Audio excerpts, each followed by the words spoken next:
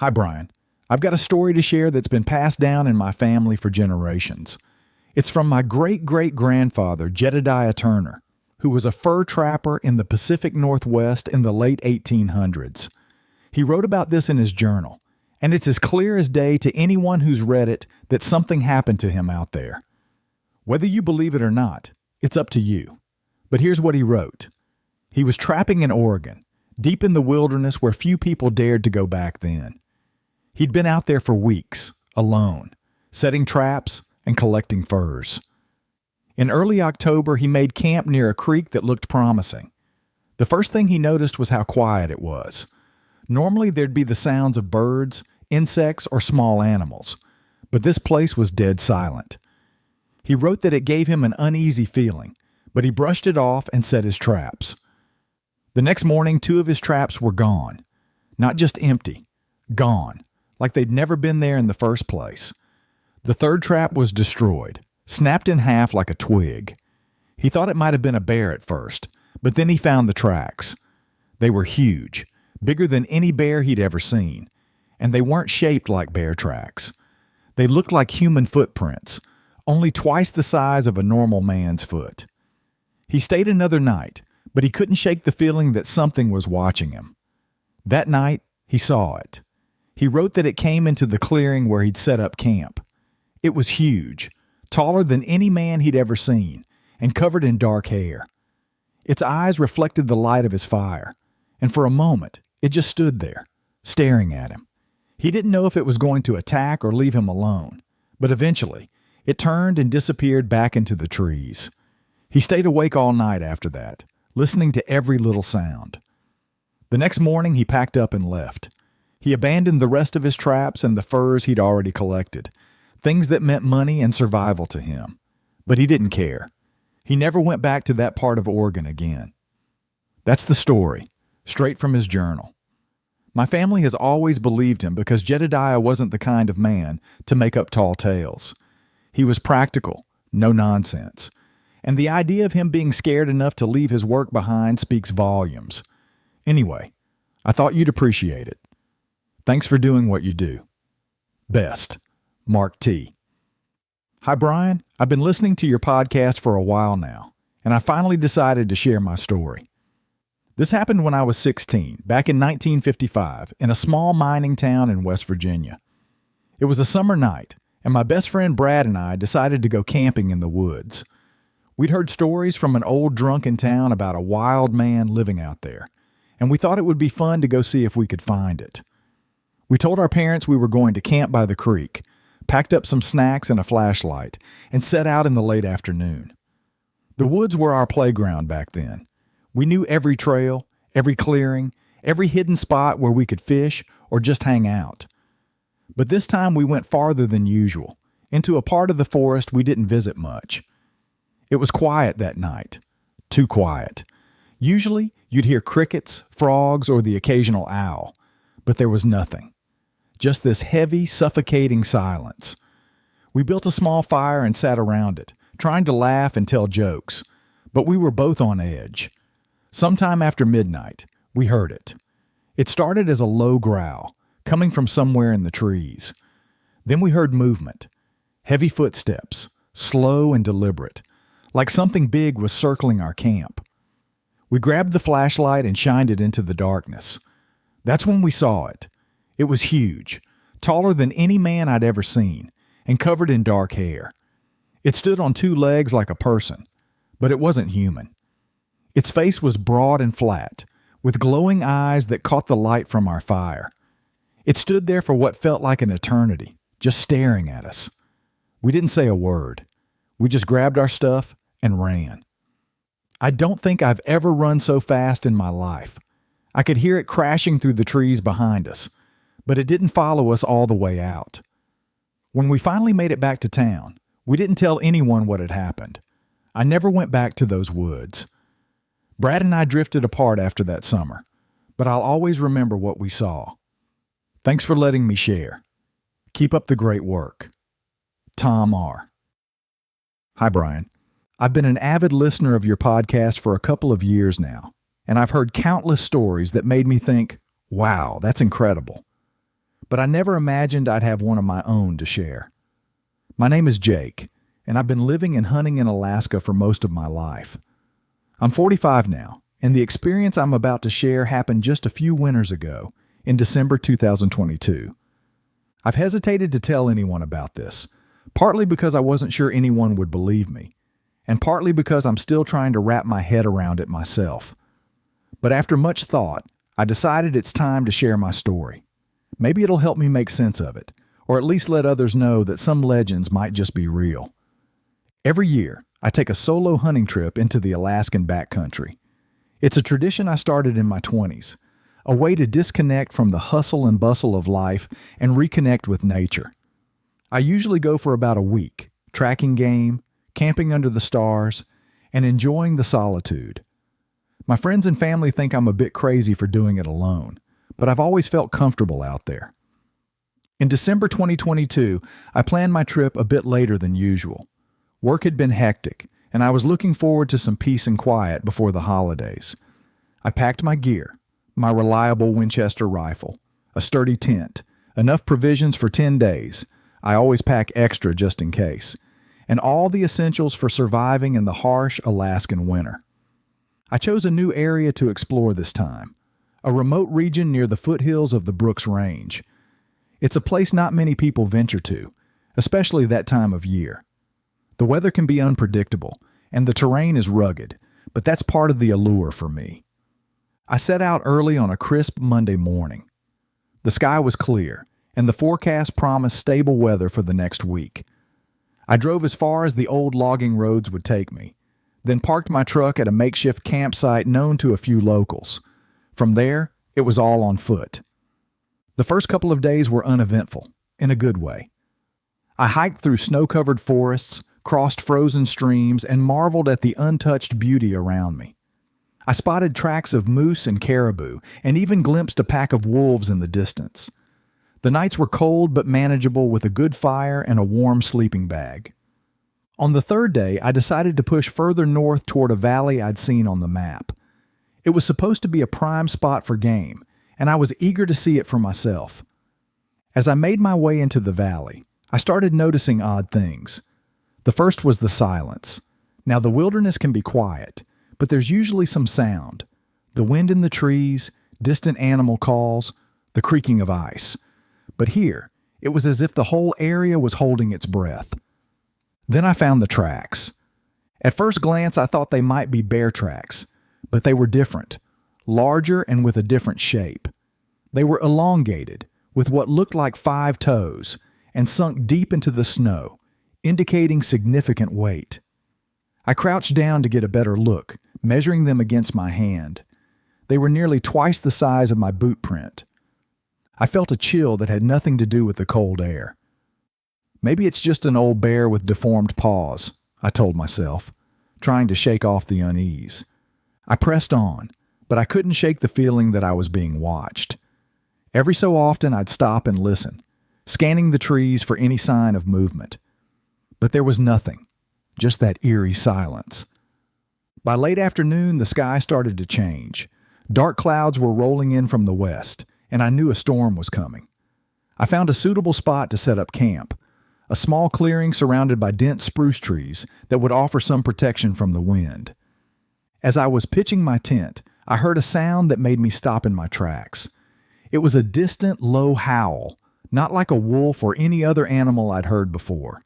It echoed through the valley, sending a shiver down my spine. Must be the wind, I muttered, though deep down, I didn't believe it. I finished setting up camp and got a fire going. As the night fell, the wind picked up, and snow began to fall lightly.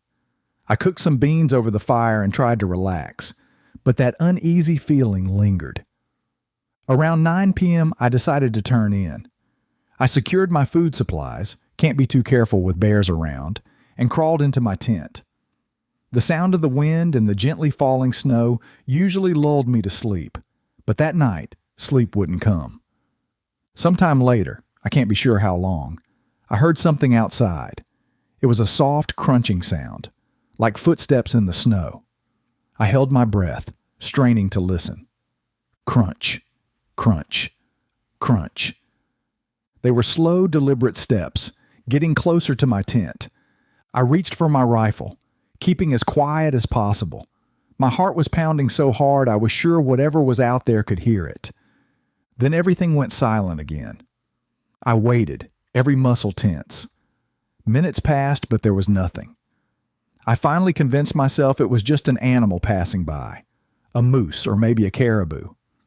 I must have drifted off eventually because the next thing I knew, it was morning. I stepped out of my tent to a fresh layer of snow, about 2 inches. The storm had passed and the sky was clear again. But as I looked around, I noticed something that made my blood run cold. There were tracks circling my campsite. The same large, human-like footprints I'd seen the day before, only this time they were fresh and unmistakable. They came from the trees, circled my tent twice, and then headed back into the forest. I followed them a short distance until they disappeared into a thicker part of the woods. I didn't dare go any further. Someone's messing with me, I thought. But who? I was miles from any town, and I hadn't seen another soul since I left my truck. I tried to shake it off, but the sense of being watched was stronger now. I decided to move on, maybe head back toward the truck and cut the trip short. As I packed up camp, I couldn't shake the feeling that I was making the right decision. The wilderness has a way of telling you when you're not welcome, and I wasn't about to ignore it. I started hiking back the way I came, keeping a steady pace. The sun was out, but it did little to warm the frigid air. Every so often I'd catch movement out of the corner of my eye, a flash of dark against the white snow. But whenever I turned to look, there was nothing there. Around midday, I stopped to rest and have a quick lunch. That's when I heard the howl again. Only this time, it was closer, and there was more than one.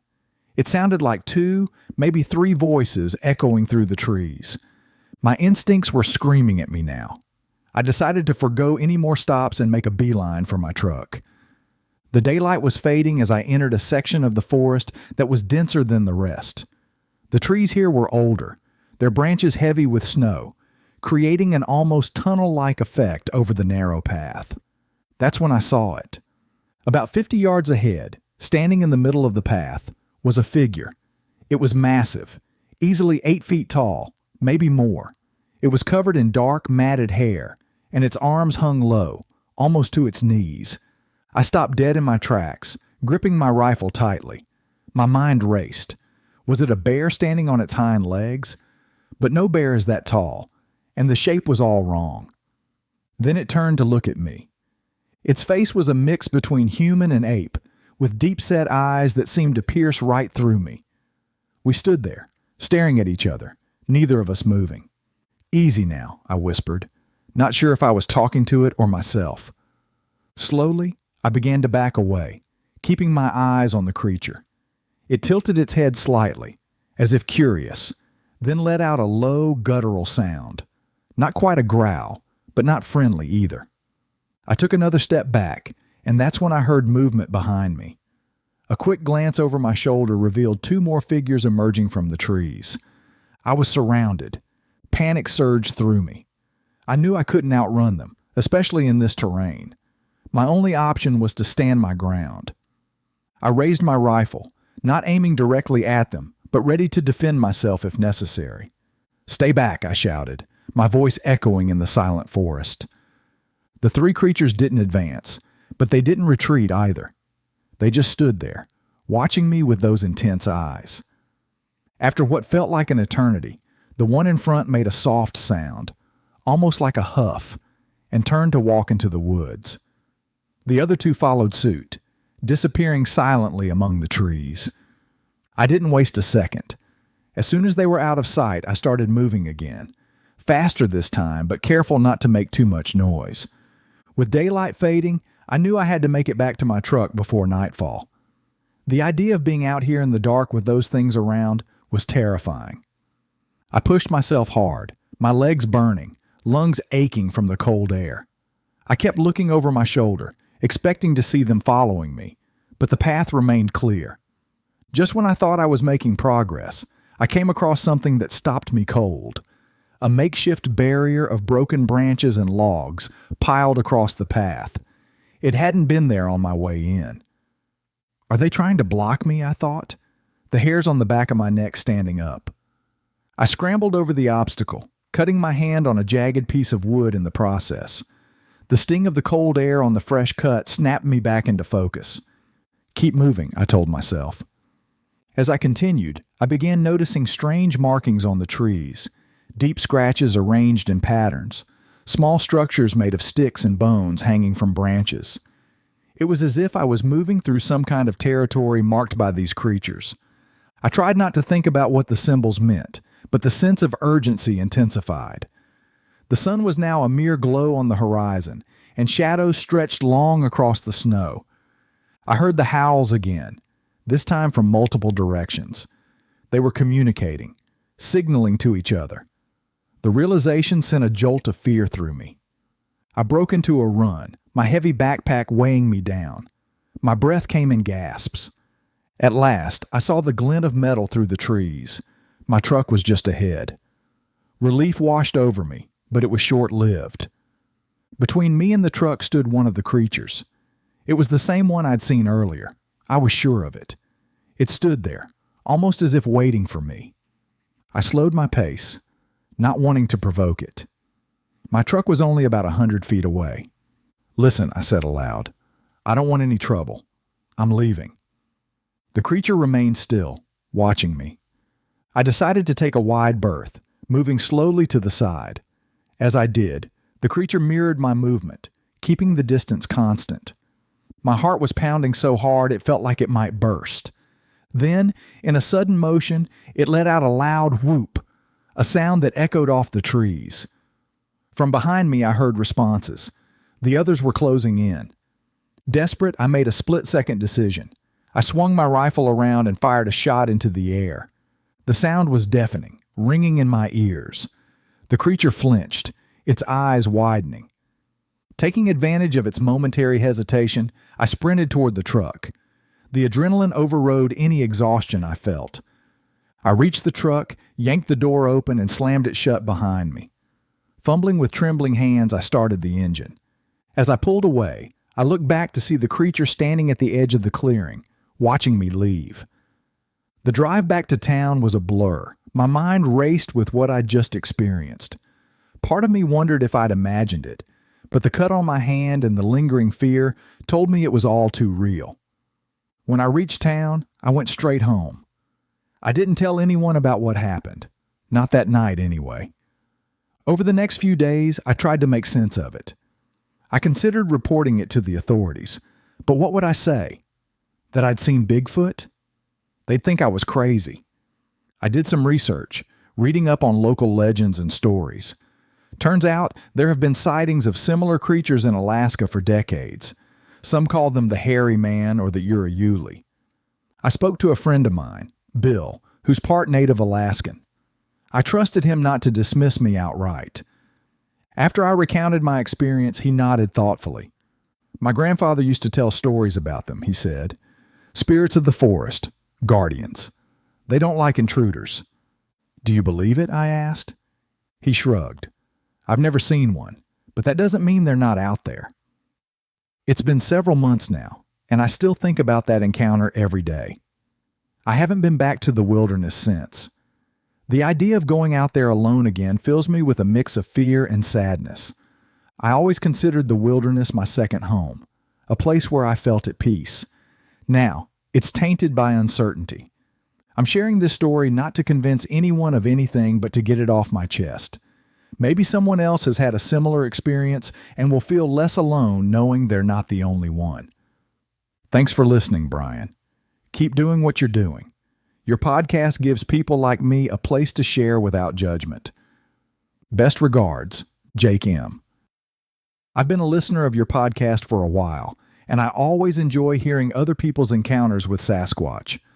I've never shared this story with anyone outside of my family, but I feel like your audience might appreciate it. To be honest, I've kept this to myself for years because I didn't want people thinking I was crazy. But this happened, and it's something I still think about almost every day. It was in the summer of 2003, and I was 25 at the time. My friends and I used to go camping a lot back then, but after this trip, I haven't spent another night in the woods, and I probably never will. There were 4 of us, me, my best friend Eric, and 2 of his coworkers, Matt and Josh. We all lived in Seattle, and that summer, we decided to take a long weekend to camp in the Cascade Mountains. Eric had picked the spot, a remote area about 20 miles outside of Leavenworth, far from any marked trails. We left early on a Friday morning, loaded up with all the usual gear: tents, sleeping bags, a couple of coolers, and enough food and beer to last us the weekend. The drive out there was beautiful, mountains on one side, dense forest on the other. The plan was to hike about 6 miles into the woods to this secluded spot Eric had heard about from a coworker. By the time we got there and parked the car, it was mid-afternoon. The hike in was tough, mostly uphill, with a couple of spots where we had to climb over fallen trees or cross streams on slippery rocks. But the spot Eric picked was worth it. It was this small clearing surrounded by trees, with a little creek running nearby. You couldn't hear anything but the water and the wind in the trees. We set up camp, got a fire going, and spent the rest of the evening hanging out, telling stories and laughing. It was one of those perfect summer nights where everything feels calm and peaceful. I woke up sometime after midnight to the sound of movement outside my tent. At first I thought it was just one of the guys getting up to pee, but then I realized the footsteps were too heavy. They had this deliberate, weighty sound, like someone big was walking around. I lay there for a minute trying to convince myself it was just a deer or maybe a black bear, but then I heard a strange noise, this low guttural grunt, almost like a growl. It didn't sound like anything I'd ever heard before. I peeked out of my tent, but it was too dark to see anything. I could hear the sound of branches snapping, like whatever it was had moved back into the trees. The next morning I asked if anyone else had heard it, but they all shrugged it off. Probably just a bear, Eric said, and I tried to let it go. The second day was hot and sunny, and we spent most of it exploring the area. We followed the creek upstream for a while, looking for good fishing spots. It was quiet. Too quiet, actually. I kept expecting to hear birds or squirrels or something, but there was nothing. At one point, Matt found what he thought were bear tracks in the mud near the creek. But when I looked closer, they didn't look like bear prints at all. They were too long, with what looked like toes. Maybe it's a big guy walking around barefoot, Josh joked, but even he didn't look convinced. We headed back to camp in the late afternoon and spent the rest of the evening cooking over the fire and playing cards.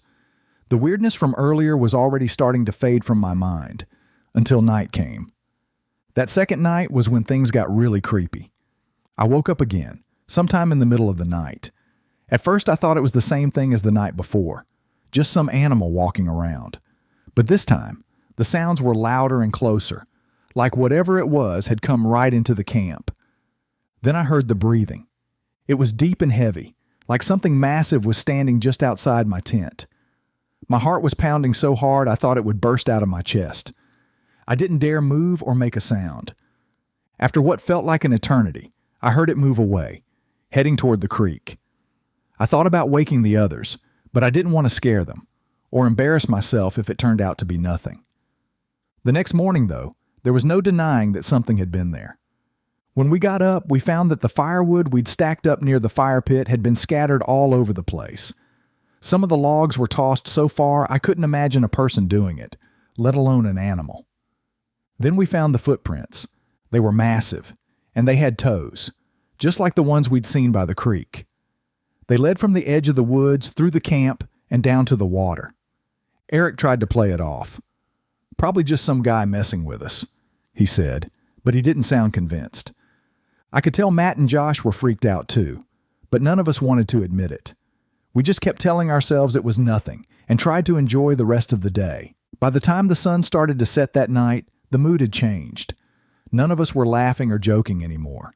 We all stayed close to the fire, and every little sound in the woods made us jump. It wasn't long before we started hearing the footsteps again. This time they were louder, heavier, and there was no doubt they were circling the camp. Then came the growl. It was low and guttural, like a deep rumble that you could feel in your chest. It was coming from the trees, but we couldn't see anything. Eric grabbed a flashlight and shined it into the woods. For a second, I thought I saw something. two glowing eyes reflecting the light, but then it was gone. That's when the screaming started. It was the most terrifying sound I've ever heard. It was high-pitched and primal, like a mix between a woman's scream and an animal's roar. It was so loud it echoed off the trees, and I felt like my whole body was vibrating. We all froze, too scared to move. Then Matt whispered, "What the hell is that?" No one answered. We didn't sleep at all that night. Whatever it was stayed just out of sight, pacing around the edge of the camp and occasionally letting out those awful screams. By the time the sun came up, we'd had enough. We packed up our gear in record time and started hiking back to the car. None of us said much. We just wanted to get the hell out of there. About halfway back, we found more tracks, fresh ones, heading in the same direction we were going. It was following us. That last mile was the longest of my life. Every time a branch snapped or a bird took off, I felt like my heart would stop. When we finally reached the car, I don't think I've ever felt so relieved. It's been 20 years since that trip, and I still don't know what we encountered out there. I've read up on Sasquatch and other cryptids, and I think that's the closest thing to what we saw, or heard anyway. Whatever it was big, intelligent, and terrifying. I haven't been camping since, and I don't think I ever will. Thanks for letting me share this, Brian. It feels good to finally get it off my chest. Keep up the great work on the podcast. I think you're doing something really important by giving people like me a place to share their stories. Sincerely, Kevin M. Nunavik hunters run into rock-throwing Bigfoot creature. Harry Cruikshank and his friends say they are the third northern Quebec group within the last 2 years to spot a Bigfoot creature. There was the nighttime sighting last month of a red-eyed Bigfoot mama and cub by Cree hunters near Wamenge. And there was the sighting in Olivik last September by Harry Cruikshank's sister, Maggie Cruikshank, who was picking berries when she spotted a tall, hairy beast without any clothes. But unlike previous sightings, Harry Cruikshank's Bigfoot actually may have tried to convey a message to him and his friends. The message was, "Stay away." The group of 4 men and 1 woman say they saw the creature October 19th. The weather was nice and everyone was hungry for country food, so they decided to go hunting for seal. The group traveled by motorized canoe to an area 45 minutes south of Akulavik on Nunavik's Hudson Bay coast. After a short coffee break, they continued to a remote bay, known to be a good spot for seal. We all saw the unexpected something on a small hill. It was dark and we started staring at it, Cruikshank said. We knew there was nobody up there because there were no other canoes, and you can only reach that hunting area by canoe. The group decided to go after the creature. They approached the area and climbed the small hill, but they found nothing. Then they spotted a caribou trail. "We heard a strange noise up in the land," said Cruikshank, "like the sound of something throwing rocks. Maybe the creature was trying to communicate with us," added Cruikshank, "but I don't know how to talk to the Bigfoot." Still, the hunting party tried to interpret the creature's movements. Speaking amongst themselves, they determined the animal was indeed a Bigfoot, and that it was throwing rocks at them because it was angry. The Bigfoot had been hunting the caribou, Cruikshank speculated, and his hunting party had interrupted the beast on its quest for food. Cruikshank and his friends were hungry too, but they weren't about to try and shoot the Bigfoot. They were also craving caribou meat. "The Bigfoot is not food for us because it walks like a human, with long, long arms," said Cruikshank. "We forgot about that beast because we really needed to have the country food." And so the Bigfoot escaped into the wilderness, and Cruikshank and his friends bagged the 2 caribou that they suspected the beast had been out hunting. This is actually not the first time Cruikshank has seen a Bigfoot. He first sighted the creature back in July of 1997. Cruikshank and his wife were traveling by canoe when she spotted something on the land. "Harry, what is that?" his wife cried, pointing to a dark, hairy creature. "He stood up and started running," said Cruikshank. "Very fast running." But when he told his story, the people of Akulavik didn't believe him. "I become quiet after that," said Cruikshank. For more than 15 years, no one in Akulavik saw Bigfoot, or at least no one in Akulavik spoke very loudly about seeing a Bigfoot. Then late in the afternoon on a rainy, windy Saturday in September 2012, Harry Cruikshank's sister, Maggie Cruikshank, spotted a Bigfoot while out picking berries with her cousin. The creature was taller and larger than a man, Maggie Cruikshank said at the time. It walks like us, but not standing straight like us. It can jump and crawl. And its footprint measured some 40 centimeters. Maggie Cruikshank posted photos of the footprints on her Facebook page, which instantly drew numerous comments. But she still has not released a video she claims to have of the creature, which has drawn her some criticism. Unfortunately, her brother was not able to gather any hard evidence of the Bigfoot that he saw. All of us forgot our cameras, said Cruikshank. Clear and compelling documentation of Bigfoot has long been a goal of Bigfoot enthusiasts and researchers in the western United States, where stories of the creature abound, from the forests of Oregon and Washington to the canyons of Utah. In the U.S., people have set up motion sensor cameras and trekked deep into the woods searching for Bigfoot. But one Utah-based group called the Falcon Project has an ambitious new plan. Construct a remote-controlled helium-filled airship, complete with high-tech cameras and thermal imaging equipment, and take the search for Bigfoot to the skies. We spent 40 years on the ground trying to film this creature, said project manager William Barnes. I decided the only way we can actually study these creatures is from the air. Barnes, who had a life-altering Bigfoot sighting while prospecting for gold in California in the late 1990s, where the creature came within just 3 feet of his tent, says the craft will cost approximately $310,000. We're still raising money, said Barnes. But once we get our money, we're going to be out there 24 hours a day, 7 days a week. The group, which includes an Idaho State University anthropologist, world-renowned tropical biologist and conservationist Ian Redmond, and an experienced wolf and mountain lion tracker named Jim Halfpenny, plans to search in Idaho, Texas, West Virginia, and British Columbia. But as of now, the Falcon Project has no plans to come to Nunavik. Back in Olivik, Harry Cruikshank believes the creatures are here to stay, though he doesn't plan to go out looking for one again anytime soon. I'm just going to leave it alone, said Cruikshank, and only hunt for the real animals, and not that kind of beast. There have been sightings before, added Akulivik Mayor Henry Aleko, and he seemed to think there would be sightings again. It is some sort of mystery, said Aleko. Nunavik woman follows Cree man's Bigfoot sighting with interest. On a recent night in Wamanji, a Cree community on James Bay, Melvin George Kish spotted Bigfoot. I was heading out for a little cruise, and at kilometer 6 of the Wamanji Road, I looked to the left and saw 2 sets of red eyes, said 36-year-old George Kish, who works with the Cree Nation of Wamanji. The following day, I went back there to check up on what I saw, continued George Kish. That's when I saw the footprints. I think it was a mother and her baby. The length of the mother's footprint was about 14 inches, he said. Later, in a different spot, George Kish found a footprint that was 19 inches long. The father, he suspected. George Kish posted photos of the footprints to his Facebook page. They show an area of stamped-down moss in the shape of a gigantic foot. Comments from friends and family members poured in. Some reported possible sightings of their own. Others remarked on just what the sighting might mean for George Kish. You will be on TV, Melvin, wrote Bradley George Kish. You will be famous. One of the people who got wind of Melvin George Kish's story was Maggie Cruikshank in the Nunavik community of Akulivik, which lies about 800 kilometers north of Wamanji on Hudson Bay. It was just about a year ago that Cruikshank saw her own Bigfoot on a rainy afternoon while picking berries with her cousin. She described the creature as a very large, black, hairy animal without any clothes.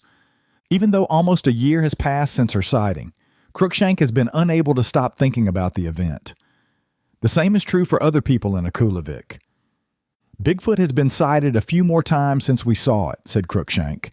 There was a grandfather and grandson going to their camp, and they saw Bigfoot there. I think they are living here, she added. As for the million-dollar question, whether or not there was a connection between the recent sighting and the sightings in Akulivik, Cruikshank had a theory. There have been forest fires in Ontario, she said.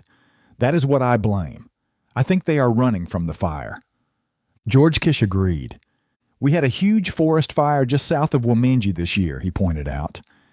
In fact, this fire season in Quebec was the most active since recording began back in the 1940s, said Dr. Martin Girardin, a researcher with the Canadian Forest Service. Fires exploded across the province. including the 600,000-hectare East Main Fire, which was one of the top 5 largest fires in Canadian history. The community was evacuated, and the one road into town was shut down because of the fire, leading to food shortages. Birds and insects are indeed affected by fire, said Girardin, who pointed out that it's very difficult to study exactly how different species are affected by fire. But for very large animals like moose, I don't recall any research, he said. Girardin seemed taken aback by the question of whether or not there was a chance the fires could have flushed out Bigfoot. I don't know anything, he said. One of this past summer's fires was caused by a lightning strike that occurred near kilometer 18 on the Wamingji Access Road, according to a CBC story on the sighting from early July. That location is just 12 kilometers from where George Kish initially saw the Bigfoot. Can there really be a connection between Bigfoots and forest fires? According to the blog Bigfoot Evidence, which bills itself as the world's only 24/7 Bigfoot news blog, on August 6, 1999, a massive forest fire occurred at Battle Mountain, Nevada. Apparently, a Bigfoot was injured in the blaze. I observed an animal wounded by fire moving on all fours, not like a bear, more like an ape, reads a statement on the blog, from an anonymous government employee. The animal was approximately 7.5 feet tall, with human-like arms and hair covering most of its body, except the chest and palms. Approximately 45% of the creature's body was covered with burns. During the treatment of his wounds, the blog post continues, the patient communicated with moans, groans, and grumbling. Back in Wamingji, George Kish said that unlike what earlier news stories reported, he is not scared of the Bigfoot and has been able to sleep all right at night. When asked what he would do if he saw the beast again, he replied, "I would just leave it alone." But there is something George Kish is concerned about. Naysayers. Even my best friend didn't believe me at first, said George Kish. And some people on social media sites still don't believe him. I don't care to look at Facebook anymore, he said. Dealing with the non-believers is something Cruikshank is familiar with. She drew a great deal of criticism from people who were mad that she didn't post a video of her Bigfoot. People say mean things online, said Cruikshank, but face-to-face they don't say those things. As for the video, she said it is still with her friend. Some reporters have asked me to beg her for it, said Cruikshank, but I don't want to beg for it. She will be ready when she is ready. Cruikshank did have some advice for George Kish, though. People will try to say it was just a rock, or it was just a polar bear, or it was just a moose, she said. But his eyes are not lying to him. He is going to have to be strong. His story will be like a fire, she added. It is going to go all the way. Sasquatch seen from a cabin, 2009. At approximately 2:39 p.m. in the afternoon, Mrs. Hybert was opening the blinds in the back bedroom of the cabin and noticed a very large, hairy, upright creature on the top of the hill about 50 to 70 yards away. She informed Mr. Hybert, who grabbed the digital camera and went outside to take a picture of it. While walking around the back corner of the cabin, powering up his camera out of the corner of his eye, he noticed it had seen him and froze. He had to delete several pictures from his SD card in order to be able to take any pictures. Mr. Hybert managed to take 2 pictures, and while looking down at the camera, it disappeared only to reappear 15 minutes later at the woodpile. This creature was peeking at him from the tree line beside a path. It was approximately 10+ feet tall and very massive in build. The creature is roughly estimated to be twice the size of the witness. 3 pictures were taken in all. The pictures were taken from the back of the cottage, looking up the hill from the top of the propane tank cabinet. This thing stood perfectly still for what seemed like 5 minutes. I turned my head for a split second, and it was gone. In the following weeks, the screens were pushed in or torn off some windows of the cabin. The encounter was reported in New Liscard on April 28, 2009. 3 digitally transferred pictures were left with the officer as well as a 1-page written report on the incident and the witness's phone number. The officer they spoke with found it hard to believe they were reporting it and asked, "Are you serious about this?" and laughed.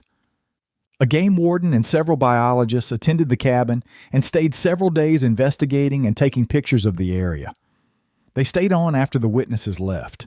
In 2010, the witnesses sold the cabin because the witness's wife was no longer comfortable and afraid to go there. They believe the cabin has since been torn down. Previously, in the summer of 2004, on another visit to their cabin, they were awoken at 2 a.m. by what seemed like really deep, penetrating ground thuds. Like someone was picking up a huge boulder and was pounding on the ground. It shook the entire landscape. It went on for about 20 minutes and was very random, maybe 10 or 15 hits to the ground. It was very singular and deep, like a seismic thumper truck. The last hit to the ground was followed by the sound of big trees cracking about 150 yards out. The witness made coffee and stayed up till dawn that night. In 2006, after lending a local friend and 3 others the cabin for hunting season, they reported 2 black or dark blue helicopters flying low and circling for several days and nights in the area. It was definitely not game people doing rabies cube drops. This would have been fall 2006. It is assumed they were looking for someone or something, and that was also the first year in many that no one received a moose tag to his knowledge. In 2007, there were 3 large boulders put on the road at the bottom of the hill as you come into the top of a lake. It looked like they were rolled down the hill and placed there. 2 of the boulders came up to the door of the truck. One was the height of the bumper, and one of them was still there in 2010 because people began to just drive around it. Brownville Bigfoot Road Crossing. Way out in the woods in the New Jersey Pine Barrens, Dave and his wife, who didn't want to share her name, spotted something they couldn't explain. The woman claims she saw Bigfoot. Whatever this was had literally leaped across the entire road. It was about 6 feet tall, like a light-colored hare, like a deer. But I'm like, it certainly wasn't a deer because it had its legs splayed and it almost looked like a ballerina leaping across the road, said the woman. It was off-road near Brown's Mills. She says she saw the man-beast in the rearview mirror. She was always a skeptic, but no more. Like, even to this day, I am still trying to process exactly what it was that I saw. It's just hard for me to fathom it, I guess you could say, the woman stated. They told Eric Spinner immediately. The New Jersey representative for the National Bigfoot Field Research Organization displayed a Bigfoot footprint casting he said he found in New Jersey. Fox 29's Hank Flynn asked, "Do you consider this credible?" "I do, for a couple of reasons. Not only is it uncommon for somebody to report seeing it in their rearview mirror, as she did, but also because they weren't out there looking for Bigfoot. They were just out enjoying a nice day out in the woods with the dog, four-wheeling out in the woods, and this happened," Spinner explained. The pines offer food, water, and wilderness enough to hide in. The same traits as other places with reported sightings. The number of New Jersey sightings might be a surprise. Dozens of sightings over the years. There are reports that come into our website, into our database, that aren't even on our actual sighting database, because they're either still being investigated or deemed as being either hoaxes or unreportable, Spinner said. They call it Big Red Eye in North Jersey. Some in South Jersey think they're seeing the Jersey Devil. Either way, the legend is alive and well. Dave's wife was skeptical, but seeing is believing. The Winsted Wildman. Connecticut's own unofficial Bigfoot legend. The story of a large, hairy creature that terrorized the locals on 2 separate occasions, almost 80 years apart. You know, if you believe the stories. The tale supposedly starts in August 1895, when the Winsted Herald reported a large man, stark naked and covered with hair all over his body, ran out of a clump of bushes. It was witnessed by town selectman Riley Smith, who was out in the woods with his bulldog, merrily picking berries and minding his own business, when the creature came along, causing Riley to be badly scared, and his dog was fairly paralyzed with fear. He described it as a wild, hairy man of the woods, 6 feet in height, and adding that the man's hair was black and hung down long on his shoulders, and that his body was thickly covered with black hair. The man was remarkably agile, and to all appearance was a muscular, brawny man, a man against whom any ordinary man would stand little chance. Over the next few weeks, the wild man was purportedly seen by at least 2 other witnesses, whose descriptions matched Smith's.